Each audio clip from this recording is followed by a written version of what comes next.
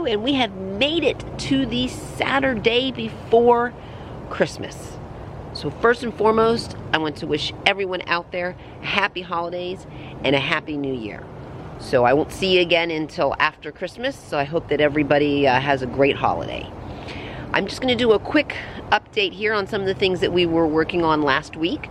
We're going to start with the tomatoes this time. And my cherry tomatoes have been doing really well. They're producing really well. And I'm very happy with them.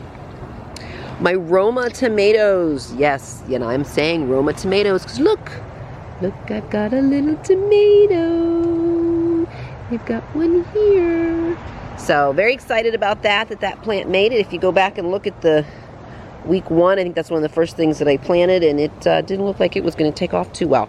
So here's my broccoli, and it has it's come along since the last time I showed you. I think a week ago we had just barely could see a little bit of the fuzzy.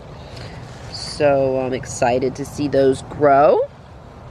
And the cabbage is looking great, and we had some really wild weather the past week and a half to where it was just so hot one day, and then we'd have some storms came through. It rained for like 2 days straight, and then it was cold, and what that did was it made all of my pepper buds fall off the plant. So if you remember, this thing was just full of flowers last week, I believe it was, the week before.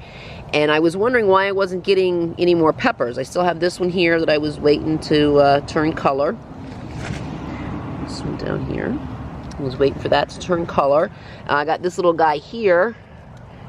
But other than that, and I see one starting here, I'm afraid to even touch it because I don't want it to fall off.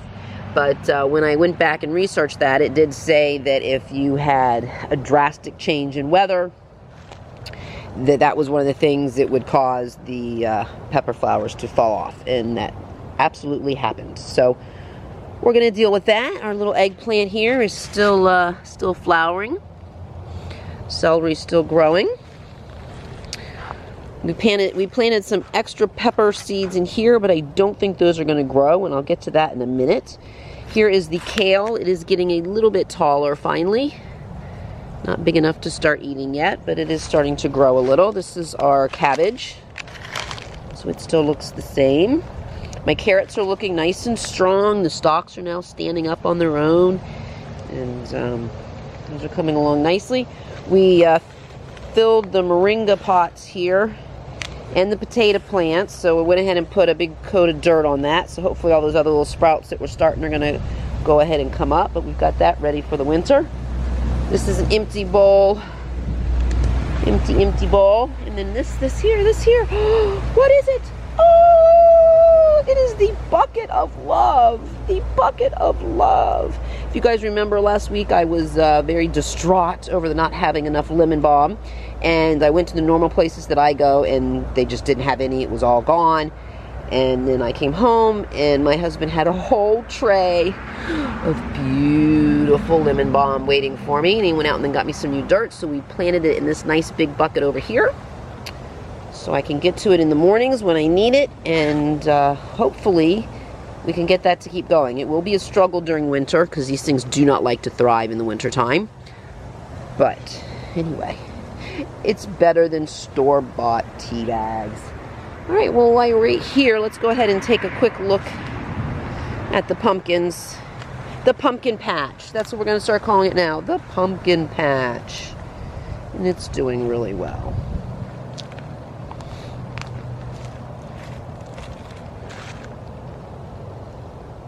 So you'll remember last week we were working on the vertical gardens. So let's take a look and see what happened with those. And actually, these were the kits that we had.